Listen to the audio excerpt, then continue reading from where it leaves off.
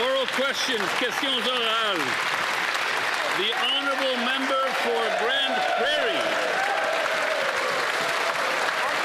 What if I told you that the government had a plan to increase the cost of vehicles by over $20,000 and kill 40,000 high-paying Canadian jobs? Well, that's exactly what these Liberals are doing with their mandate to eliminate the gas-powered vehicle starting to take effect next year. Workers and families across Canada, especially in rural and northern communities, can't afford this dangerous Liberal experiment. It's simple, Mr. Speaker. Canadians don't want this shoved down their throat. Tonight, will the Liberals vote to immediately end their radical ban on gas-powered vehicles immediately?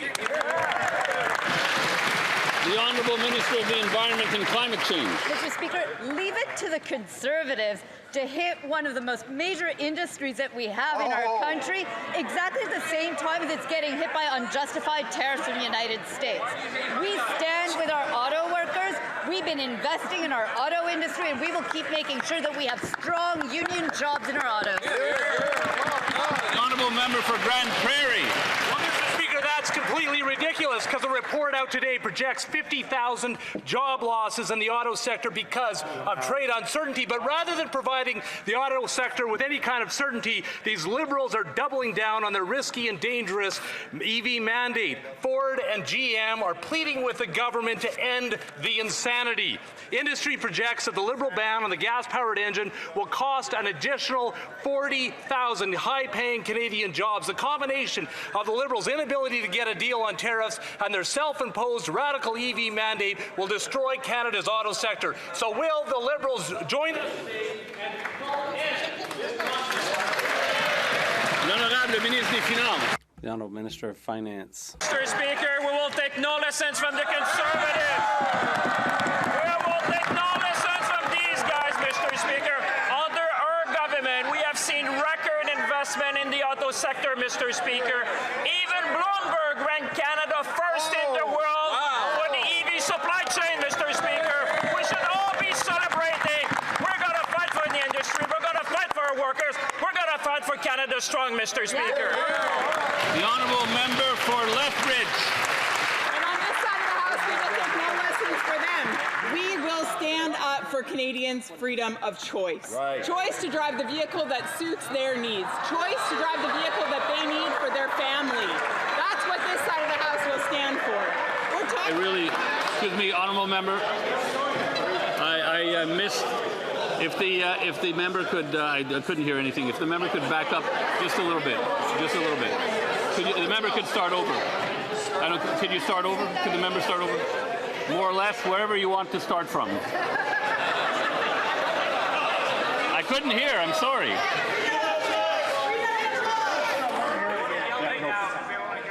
I'm sorry. You gotta bring the House under control.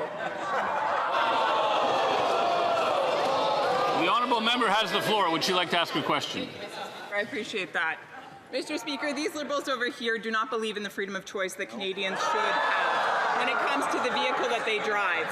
Right now, they have a mandate in place that makes it so that Canadians will have to buy EVs. They will have to. But that does not fit the needs of Canadian families. And especially at this time when Canadian families are struggling to make ends meet, they cannot afford the additional $20,000 that this mandate will add to their bill when they go to purchase a new car.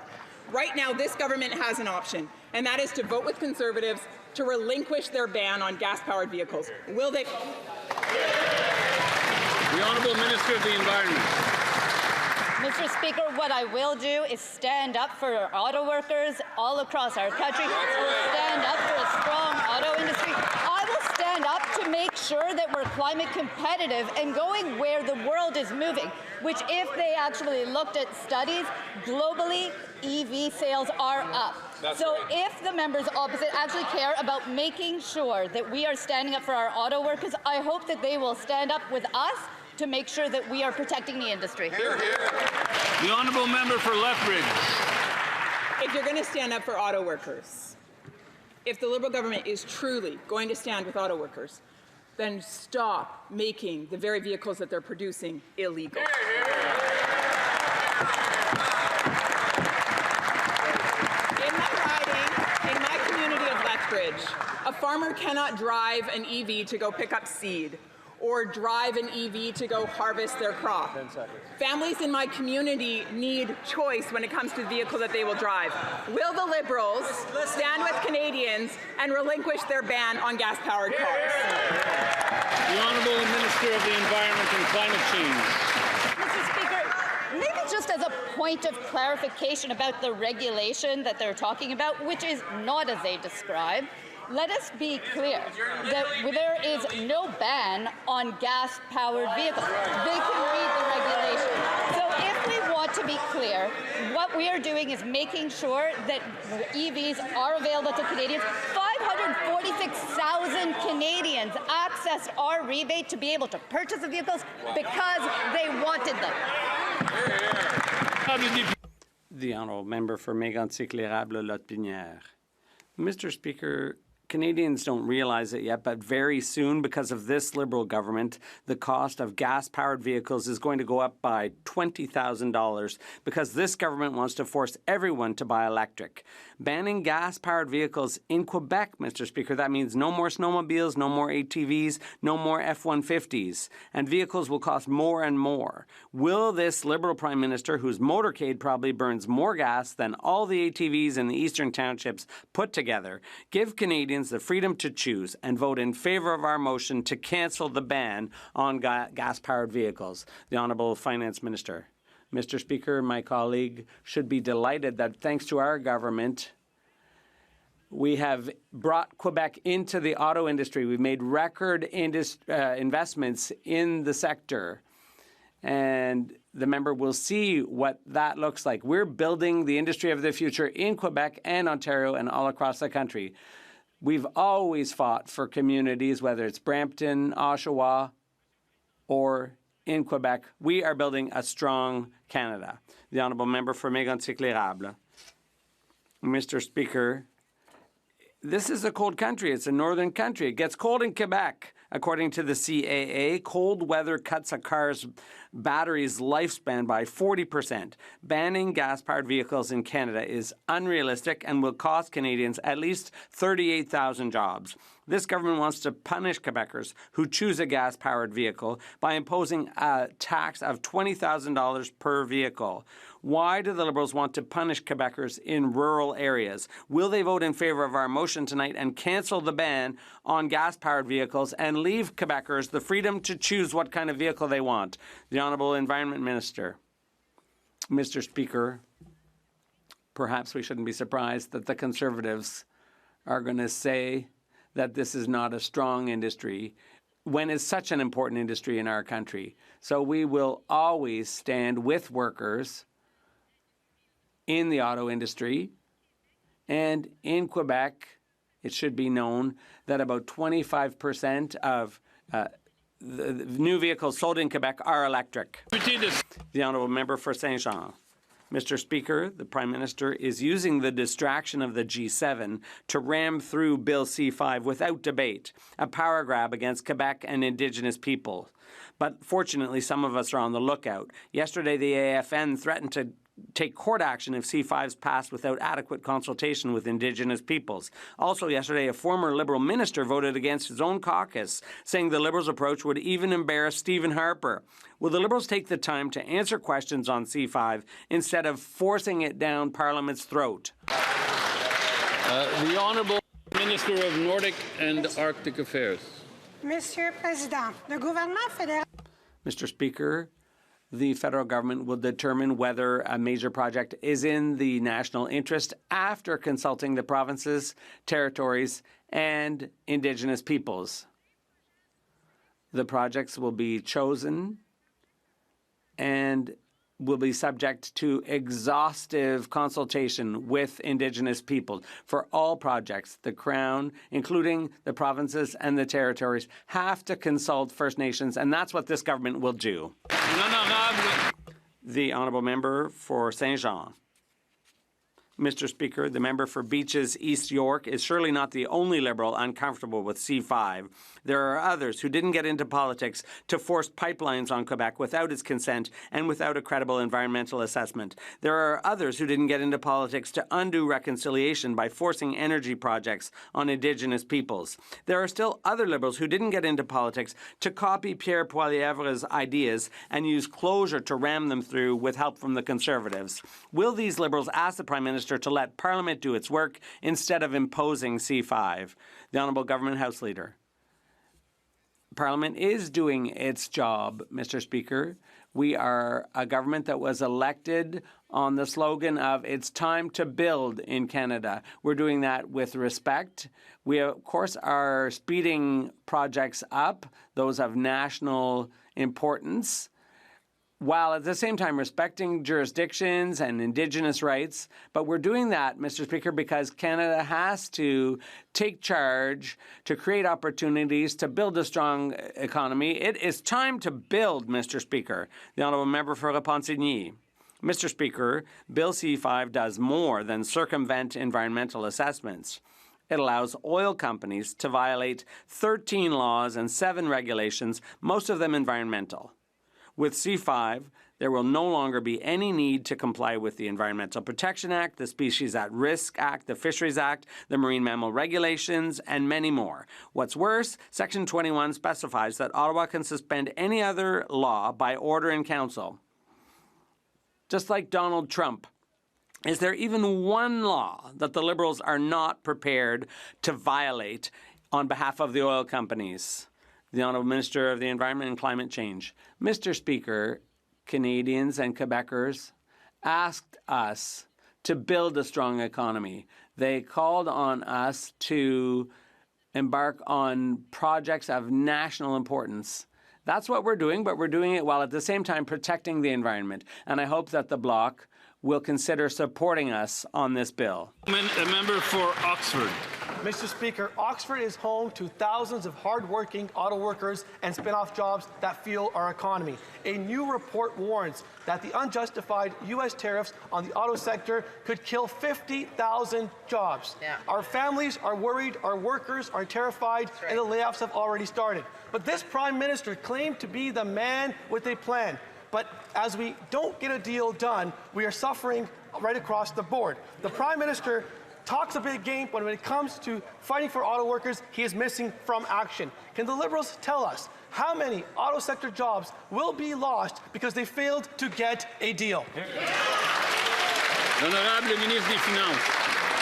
Mr. Speaker, it's incumbent on every member in this House to fight for auto sector, Mr. Speaker. We know that they are the best worker in the world. We know that they are in our communities across the country. We know that we have been working with them hand in hand at every time, Mr. Speaker. We're facing a trade war from our closest neighbor, Mr. Speaker, but one thing is true. We're going to fight for our workers. We're going to fight for our industry. We're going to fight for Canada. Mr. Speaker, we're the true North, strong and free, and we'll fight for our workers. The Honourable Member for Niagara Falls, Niagara-on-the-Lake. Speaker, in May, GM announced a record-setting $888 million investment in one of our local V8 engine plants. Problem is, they're investing it in Tonawanda, New York, just miles away from our very own V8 engine plant in St. Catharines. Workers in Niagara are worried about their future, and now a new report says that the unjustified U.S. tariffs could kill over 50,000 auto sector jobs in Canada. Will the Liberals admit their failure to get a deal with the U.S. threatens to kill thousands of good-paying auto sector jobs in Southern Ontario? The Honourable Parliamentary Secretary to the Minister of Industry. Thank you, Mr. Speaker. We're in this trade war against these unjust and illegal tariffs. That's what we're fighting every day. That's what the Prime Minister is taking on in Kananaskis. And we are fighting for the workers and their investments. And let's just remember, on a day where we've just remembered Buzz Hargrove in this House and what he would be fighting for, let's fight together for those things that will keep us together, strong, fighting for those investments, fighting for those workers. I invite the members opposite to join us in that fight. The Honourable Member for Windsor-Tecumseh Lakeshore.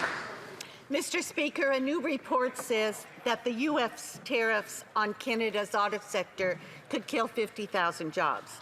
The Prime Minister promised elbows up with the U.S., but it's been elbows down. He said he was the man with the plan, but he's been unable to get a deal, directly threatening the jobs of Canadian auto workers. We need real solutions for Canadians. Can the Liberal government tell us how many jobs will be lost in the auto sector because of their failure to get a deal?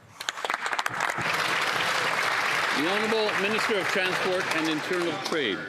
Mr. Speaker, our government will always stand up for our auto sector. We will always stand up for our auto workers. That's right. That is what we were elected to do, to stand for Canada, to fight for Canada. That is what the Prime Minister is doing this week in Kananaskis. And I do know that Canadians recognize, and I hope all members of this House will recognize, you can't get a good deal for Canada if you negotiate in public. Hear, hear. The Honourable Member for Windsor West. Mr. Speaker, in Windsor, we build cars. It's what feeds our families and pays our mortgages. But now, 50,000 Canadian auto jobs are at risk because this Prime Minister couldn't get a deal with the United States. He promised to be elbows up, but instead, it's elbows down. In Windsor, auto workers and suppliers are very concerned, and they deserve answers. And if Buzz was here today, he'd be asking how many jobs will be lost because this Liberal government failed to stand up for Windsor and the Canadian auto sector, Mr. Speaker. Good question. The Honourable Minister of Transport and Internal Trade. Mr. Speaker, this is a frightening time for our auto workers. It's a frightening time for all Canadians. And that is why it is so important for Canadians to hear all of us say that our government was elected to stand for Canada, our government was elected to fight for Canada, and that, Mr. Speaker, is what we shall surely do. It is what we are doing. And I know, Mr. Speaker, Canadians are smart. They know you can't get a good deal if you negotiate in public. The Honourable Member for North Island Powell River. Mr. Speaker, after 10 years of Liberal government, Canadians are facing a cost of living crisis, and now Liberals are proposing to ban all gas-powered vehicles, including pickup trucks and SUVs, in just 10 years, a policy that will cost 38,000 Canadian jobs and drive up the price of new vehicles by $20,000 each. Conservatives believe that Canadians who drive their kids to school or to sports or themselves to work should have the freedom to choose the vehicle that's right for them and their families at a price that they can afford. Why does this Liberal government apparently disagree? Oh, great question. The Honourable Minister of the Environment and Climate Change. Mr. Speaker, once again, it is so shocking in a moment when our auto industry is under fire from the unjustified tariff from the United States that we have the Conservatives talking down a growing industry right in our country. We are going to stand up for our auto workers, we're going to support our auto workers, and we're going to make sure that Canadians have access to a growing area for vehicles. It's actually growing globally. We're going to make sure that Canadians have access to zero-emission vehicles. The Honourable Member for Brandon-Souris. The Liberal government is banning gas-powered vehicles and forcing Canadians to buy electric.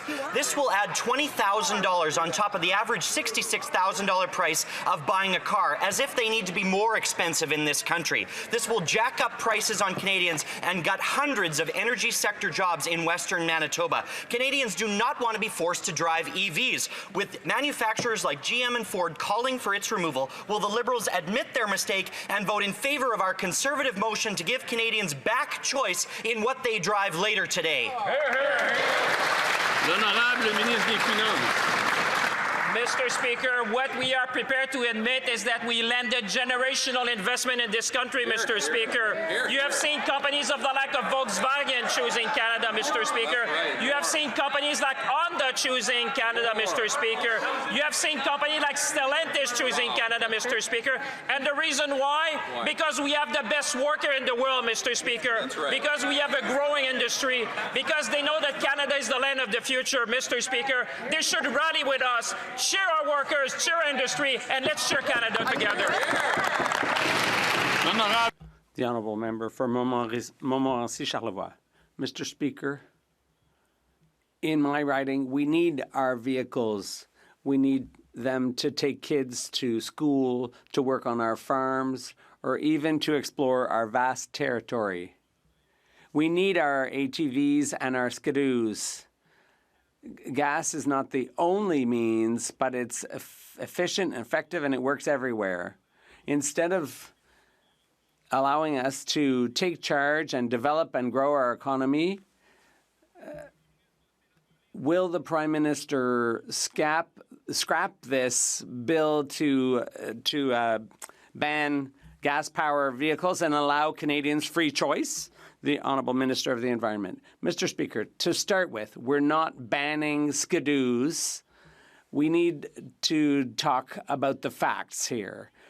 In Quebec, there are already regulations enacted by the provincial government of Quebec to ensure that Quebecers have access to zero emissions vehicles. So if he wants to talk about that, he should look at the regulations in his own province first, because Quebecers are buying 25% of new vehicle purchases in Quebec are EVs.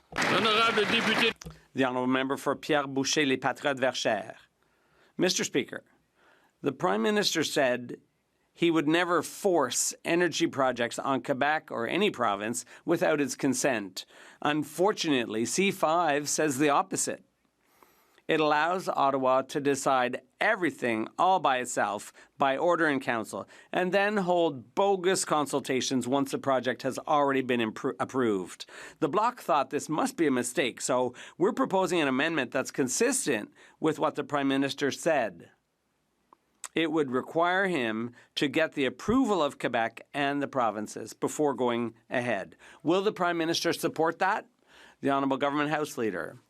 Mr. Speaker, the bill in question does respect provincial jurisdiction, it does respect Aboriginal rights, and it supports the regulatory processes that are already in place, but it seeks to accelerate the approval of projects in the national interest that will create opportunities, create jobs, create infrastructure all across the country. And if you don't believe me, Mr. Speaker, go ask François Legault or the Quebec government. They support this bill. The Honourable Member for Pierre Boucher, Les Patriotes Verchères. C5 would allow Ottawa to force pipelines on Quebec, the provinces, and First Nations without their consent. It allows 13 laws to be violated and others to be added by order in council. C5 establishes criteria for projects of national interest, all of which can also be bypassed. It's no joke. C5 even allows the minister to bypass C5. That's why the Bloc's proposing amendments. Without our amendments, C5 is nothing more than a license to run roughshod over Quebecers. Will the Liberals support us? The Honourable Government House Leader. Mr. Speaker, not only does the Quebec government support this bill, Quebecers support this bill. We just saw there was an election where 44 Liberals were elected all across Quebec. Why? Because Quebecers know. Quebecers are broad-minded, and they can see that we need to build. We need major projects. We need to create good opportunities for our kids and our grandkids. It allows for dreams, and it allows to build Quebec, Mr. Speaker. Calgary, Midnapore. After telling Canadians to live in shipping containers, will the housing minister go home to his $2 million penthouse in Vancouver, his 11 acres in Tofino, or his $5.6 million property in Squamish? This hypocritical minister is telling young Canadians stuck in their parents' basement that housing prices don't need to come down. Does he not see how arrogant and condescending that sounds from atop his Vancouver penthouse? The Honourable Government House Leader. Mr. Speaker, I honestly don't know where honourable colleagues across the aisle are going with this questioning. The minister is obviously in full compliance with the strictest ethics code known of in the Western world. It applies to all of us. It applies to that minister. He will be in full compliance with that. The honourable member for Sherwood Park, Fort Saskatchewan. Mr. Speaker, I would encourage the minister to come down from his penthouse and answer the questions himself rather than relying on the House Leader. He has a $10 million real estate portfolio that includes multiple properties and a beautiful Vancouver penthouse. I'm sure it's very nice. No wonder then that his first act as housing minister was to announce that he doesn't want housing prices to go down. No wonder. Why is this minister putting his personal portfolio ahead of his cabinet portfolio and abandoning young people who are stuck without jobs and still living with their parents? The Honourable Government House Leader. Mr. Speaker, it must be getting late into the month because the level of innuendo coming from the other side of this House is quite frankly appalling. Obviously, this minister is in compliance with all of the disclosure obligations and is going to continue complying with the strictest ethics code in the world. And at the same time, he will obviously be creating many hundreds of thousands of housing opportunities for young Canadians, Mr. Speaker.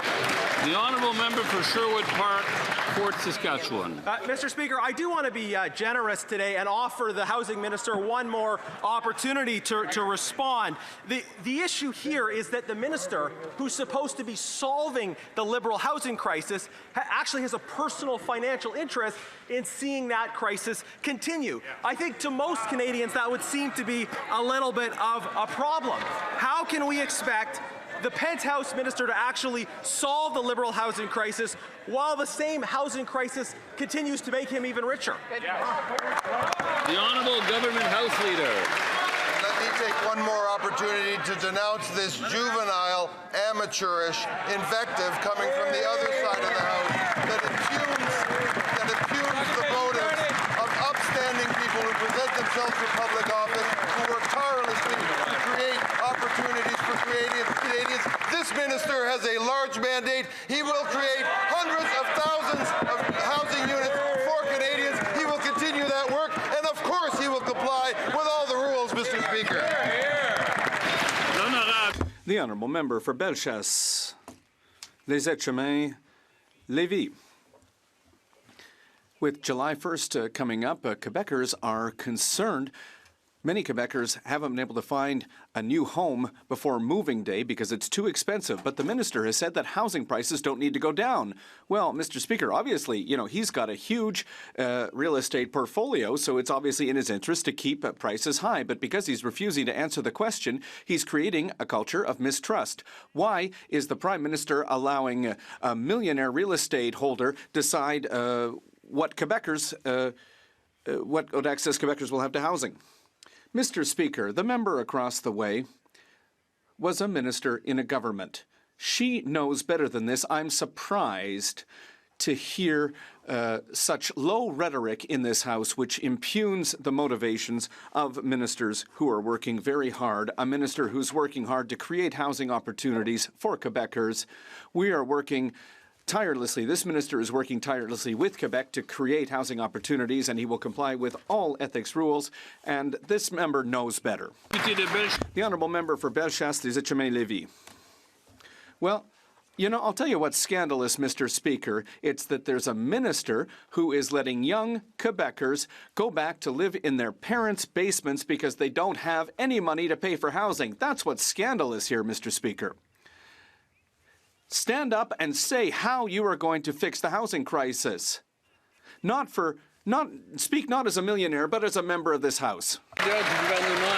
The Honourable Government House Leader. Mr. Speaker, we are getting close to the end of this parliamentary session. It's been intense. I know that we had an election not too long ago, but honestly, this is dishonourable for this member to speak this way to a member who has run for public office to do good for his community, to do good work for his country. He is working hand in hand with the government of Quebec to create programs and opportunities for housing for young Quebecers, and he'll continue to do that while respecting all ethics codes. This member knows better, and honestly, these questions dishonor her. Member for Brampton South. Mr. Speaker, public safety is a key priority in my community of Brampton South. Could the Minister of Justice and Attorney General of Canada share with my community and Canadians What is the government's plan to toughen the criminal code to make our communities safer for everyone? Great question. Honourable Minister of Justice and Attorney General. Mr. Speaker, I'd like to thank my honourable colleague for her question and for her work advancing important criminal reforms to keep communities safe. In the recent federal election, we were elected on a mandate to help give law enforcement the tools they need to keep communities safe and to strengthen the criminal code. Specifically, we will be advancing legislative reforms to strengthen the bail system when it comes to violent crimes involving home invasion, drug trafficking, and auto theft, and stiffer penalties for organized crime and violent crime. Mr. Speaker, I look forward to working with my colleague representing the good people of Brampton South and members of Parliament from every community in this country to help keep Canadians safe. The Honourable Member for Mission Matsqui Abbotsford. Mr. Speaker, extortion is up 357%. Take, for example, the Lehmans in Mission. Last year, they lost $300,000 to this heinous crime. While their lives were completely destabilized, the criminal never served a day in jail, got 9 months house arrest and probation. The Liberals rejected our common sense extortion bill in the last Parliament that would reinstate mandatory minimums. Why won't they stand with Canadians and reverse their disastrous policies? The Honourable Minister of Justice and Attorney General. Mr. Speaker, when dangerous people commit violent crimes, it's important that they face serious criminal penalties. Mr. Speaker, I would point out to the honourable member that extortion is illegal in this country and its perpetrators must be apprehended and punished in accordance with the criminal code. When he looks at mandatory minimum penalties, he'll see that repeat violent offences involving firearms have a mandatory minimum penalty of 7 years and a maximum penalty of life imprisonment. The criminal code is a serious document. It will treat serious criminals very seriously, and I look forward to working with members of the Conservative Party to give law enforcement the tools they need, not only to punish criminals, but to prevent crime in the first place.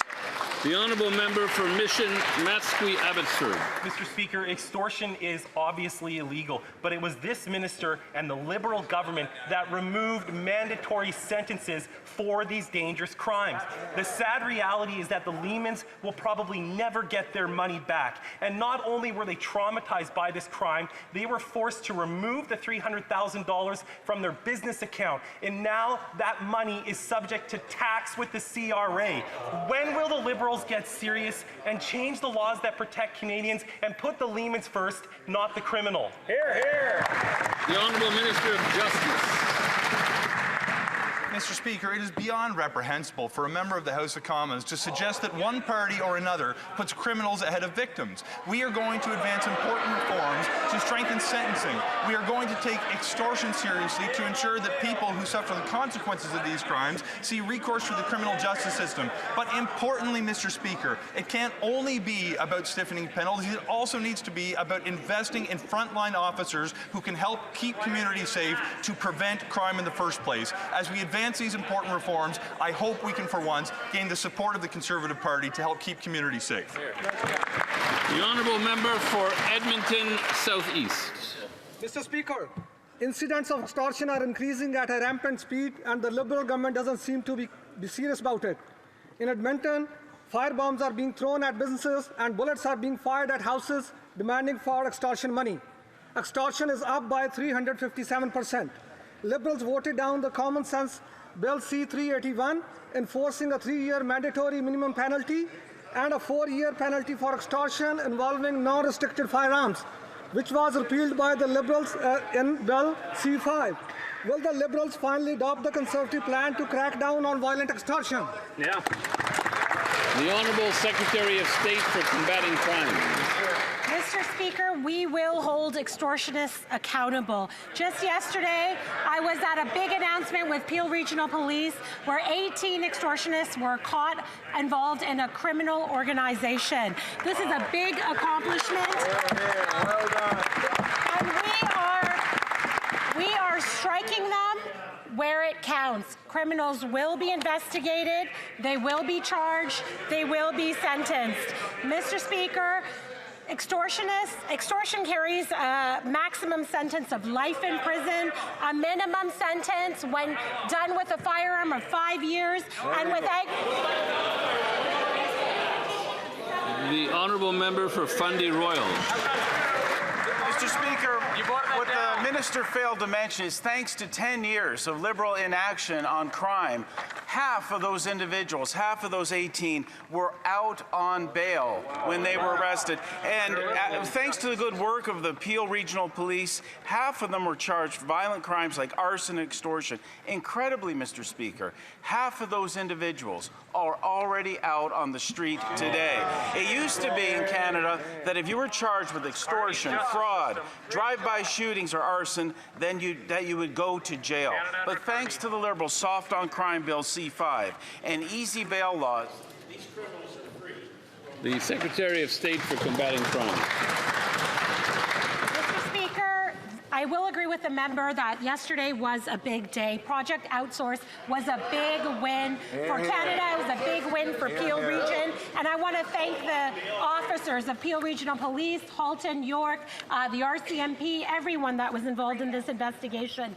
Mr. Speaker, when it comes to bail, the law says that people who are a risk to public safety or a flight should not be given bail. Mr. Speaker, it is important that the provinces who administer justice also make sure that the criminal courts under the provincial jurisdiction function as they should.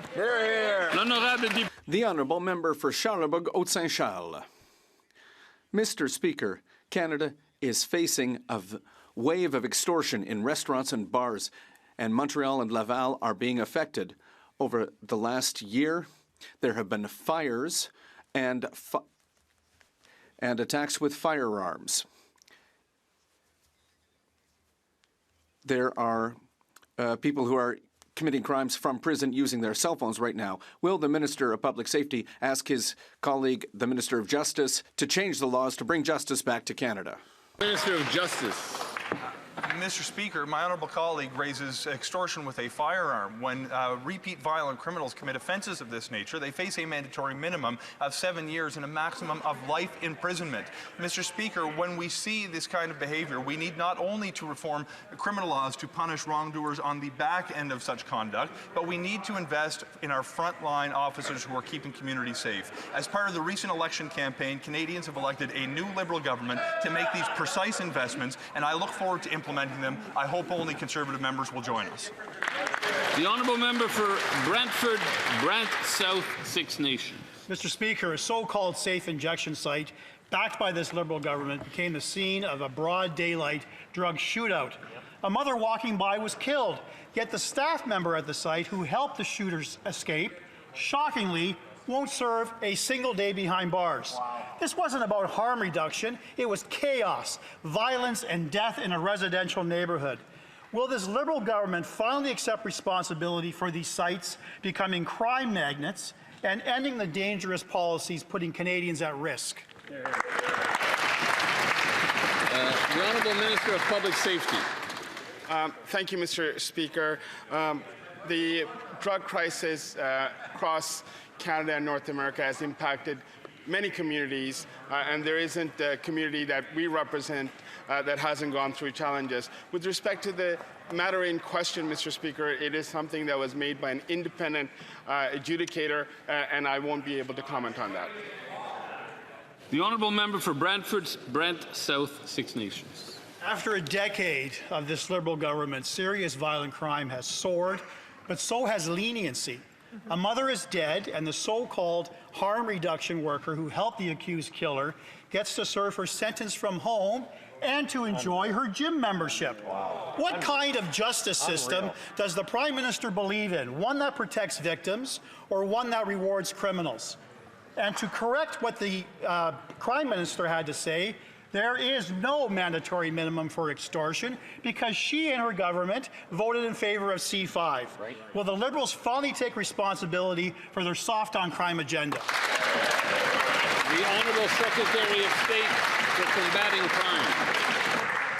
Mr. Speaker, this new government was given a strong mandate from Canadians to keep our communities safe, and we will do exactly quickly that we're committed to hiring 1,000 new CBSA officers, 1,000 more RCMP personnel to secure our borders, to keep our streets safe. We'll make it tougher for violent criminals to get bail and impose stricter sentences for repeat violent offenders. Mr. Speaker, this government is acting quickly. We brought in C2 immediately to provide policing with the tools necessary to catch. The honourable member for Vaughan Woodbridge. Mr. Speaker, extortion is up 357% across Canada. In the GTA, 18 suspects were arrested in a major extortion bust. Firearms, ammunition, and $4.2 million seized in assets. And get this, half of the suspects were already released on bail. Just last week, York Region Police Chief called for urgent bail reform. The Liberals voted against a Conservative bill to crack down on extortion and reintroduce mandatory minimums. Will the Prime Minister stop siding with criminals and support our plan to keep violent criminals in jail? Great question. The Honourable Secretary of State for Combating Crime. Mr. Speaker, once again, yesterday was a good day. Project Outsource was a big bust, and it's why our government is committed to introducing new legislation that will toughen bail rules for serious offenses and ensure that sentences match the severity of crimes. Mr. Speaker, we're working hard to make sure law enforcement has the tools it needs to investigate, to catch, to prosecute, and to put criminals behind bars. Hear, hear. The honourable member for York Centre. Speaker, after a decade of this Liberal government, crime in Toronto is out of control. Last night in North York, what began as an armed carjacking at the shops of Don Mills turned into a police pursuit and a man jumping off the Gardiner Expressway. The Liberals turned Toronto into Grand Theft Auto real-life edition. Liberal Bill C5 and C75 let criminals out on bail instead of locking them up and keeping us safe. So I ask, Speaker, when will the Liberals repeal their soft on bail regime and start protecting Canadians from violent criminals? Honourable Secretary of State for Combating Crime. Mr. Speaker, this new government is committed to working collaboratively with the provinces to ensure that our bail system works. Mr. Speaker, bail is administered by the provinces through provincial judges in provincial courts and by Crown provincial prosecutors. Mr. Speaker, they too should be given the resources and the tools that are needed, and they should have the space that is necessary to hold these criminals accountable. The honourable member for Mont-Saint-Bruno-L'Acadie. Thank you, Mr. Speaker. One of the main reasons why I got into politics is because I love meeting with people, no matter where they come from or what their story is. The great diversity of Quebec and in my riding of Mont-Saint-Bruno-L'Acadie reminds me every day that our differences make Canada stronger. I'm looking forward to participating in community life in my riding this summer. Can the Minister of Identity and Canadian Culture and the Minister responsible for official languages please tell us what major national events will take place this summer and how these events will bring Canadians together? The Honourable Minister of Canadian Identity and Culture. Thank you, Mr. Speaker, and I'd like to thank my colleague from Mont-Saint-Bruno-Acadie for his work with his community. Thanks to the Celebrate Canada program, our government is supporting over 1,500 events around the country to mark, among other things, National Indigenous Peoples Day, La Saint-Jean-Baptiste, Multiculturalism Day, Canada Day, and the national holiday of Acadie. Concerts, cultural festivals, community gatherings, so many opportunities to celebrate our diversity and to strengthen that which unites us from coast to coast to coast. Honourable member for Middlesex. Mr. Speaker, a new report confirms what Canadians already knew. The Liberal housing crisis isn't just locking generations out of home ownership, it's dragging down our whole economy. Teachers are commuting hours just to afford rent. Tradespeople are building homes that they are priced out of owning. And permitting in London is taking over 6 months, even just for a small renovation. Now the Liberals' own data shows collapsing housing starts, 72% in London. Ooh. So after nearly a decade in power, how does this government defend doubling housing costs and tanking our economy? The Honourable Minister of Housing and Infrastructure. Thank you, Mr. Speaker. Thank you, Mr. Speaker. And let's support him. Let's go. Canadians elected this new government to double construction. That's right. And to you make will, it more Gregor. affordable across the country, and that's what we're going to deliver. That's right. We're focused on delivering tax breaks on GST and income tax. We're focused And you've done on it. lowering development costs. We're focused on delivering for Canadians on affordability across housing, and we expect the members opposite to support that. The honourable member for Middlesex, London. Canadians can't live in press releases and recycled talking points. They need homes. London received $74 million from the Liberals' Housing Accelerator Fund. And what did we get? A staggering 72% drop in housing starts and zero transparency. Meanwhile, this government is under fire for funneling public dollars to insiders and mismanaging every major project. So when will the Liberals admit their signature housing plan is a flop and stop using taxpayer money to cover up their failure with photo ops? The Honourable Minister of Housing and Infrastructure. Thank you, Mr. Speaker. The good news is that housing starts across Canada are up this year to almost record levels. Good work. We are seeing challenges in Ontario. We're working with our partners in Ontario to turn that around. But across Canada, we're building, and we're going to build more. The Honourable Member for Richmond Centre, Marpole. Mr. Speaker, the Liberals' Housing Agents May report confirms that housing starts in Vancouver dropped 10.4% from last year, despite the city receiving $115 million from the Housing Accelerator Fund.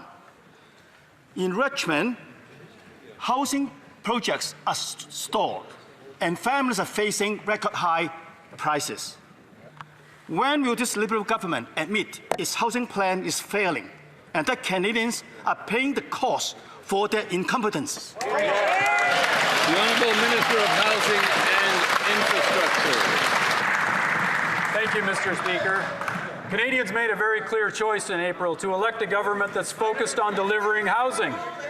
And we will do that, Mr. Speaker. And the Housing Accelerator Fund has been extraordinarily well supported by over 200 communities across Canada. That's right.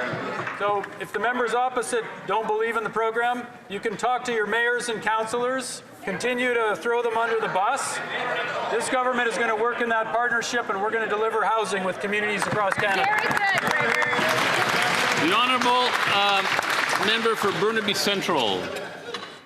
Mr. Speaker, today leaders from around the world are meeting at the G7 summit in Alberta to tackle some of the most complex challenges. I understand that the Prime Minister met with President Zelensky today to understand what Ukraine needs to secure its victory. Can the Minister of National Defense please update this House on the discussion Canada is having regarding Ukraine at the G7 today? Good question. The Honourable Minister of Defence, of National Defence. I'd like to thank the member for Burnaby Central for his dedication. Canada's support for Ukraine in the face of Russia's illegal and unjustified war remains steadfast.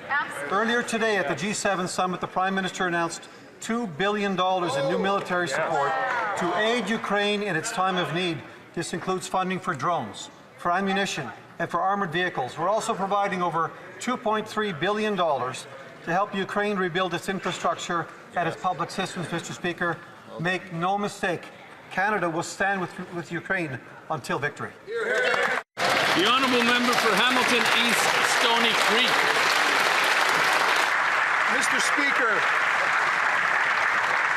Mr. Speaker, the Liberals' own May 2025 housing data is in, and it's atrocious. The Liberal Housing Accelerator Fund was put into place to accelerate housing. It's done the opposite. For example, the Housing Accelerator Fund gave $93.5 million to Hamilton, but housing starts are down by 50.7%. Why would this so-called new Liberal government continue its old, failed programs? Honourable Minister of Housing and Infrastructure. Mr. Speaker, as the member states, there are challenges in Ontario, and we're working with our partners in Ontario to turn that around.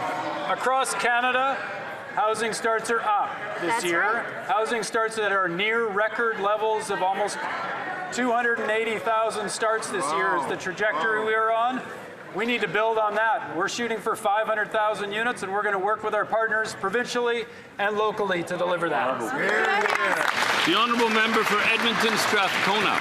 Speaker, it's been been 4 years since we were promised new selenium regulations to protect Canada's water and fish from devastating impacts of coal mining. Now with the Conservatives and the Liberals in a bromance on C5, I'm wondering whether or not the minister will be bringing these protections forward. Now that they've decided to ignore workers' rights, environmental laws, and Indigenous rights, these protections and regulations are more important than ever. When will we see these long-awaited, long-promised regulations to stop foreign coal companies from destroying our beloved Rocky Mountains? The Honourable Minister of Transport and Internal Trade. Mr. Speaker, I'm really glad to get that question because it is so important for us to support Canada's beloved Rockies. There is a consensus among Albertans of all political stripes that we need to protect this precious resource. We need to protect our precious national parks. I want to assure the member opposite that our government will work closely with her and all members of this House to ensure that we do that. Ranchers believe in it, environmentalists believe in it, hikers believe in it. Our government stands with them. The Honourable Member for Saanich Gulf Islands. Thank you, Mr. Speaker. Not disputing the need for Canada to fortify defences and defence spending. The arbitrary 2% of our GNI for NATO stands in stark contrast to another goal long forgotten, 0.7% of GNI for development assistance. Poverty and failed states fuel terrorism and warlords and fuel wars. Now that we're investing in the war machine, will this government commit to up our investment to wage peace in this country? Hear, hear.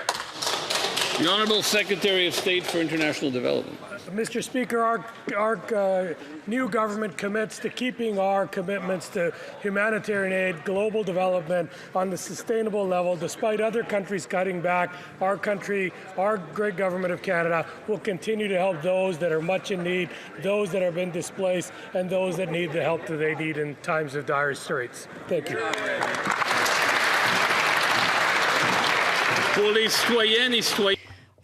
For citizens across the country, Canadian Forces Day is an opportunity to recognize the sacrifices made by military personnel on our behalf. Draw the attention of members to the presence in the gallery of 6 members of the Canadian Forces who are taking part in Canadian Armed Forces Day today.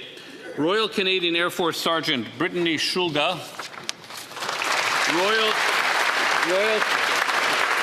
Canadian Navy Master Sailor Tyler Grayson Ferrer, Canadian Army Lieutenant Colonel Jeffrey Glenn Brownridge, du Bureau du Ville. From the Office of the Deputy Chief of Staff of Defense, Sergeant Guillaume Thibault, Chief of Military Personnel Sergeant Jean-Charles Francourt, Krista Rose Brake.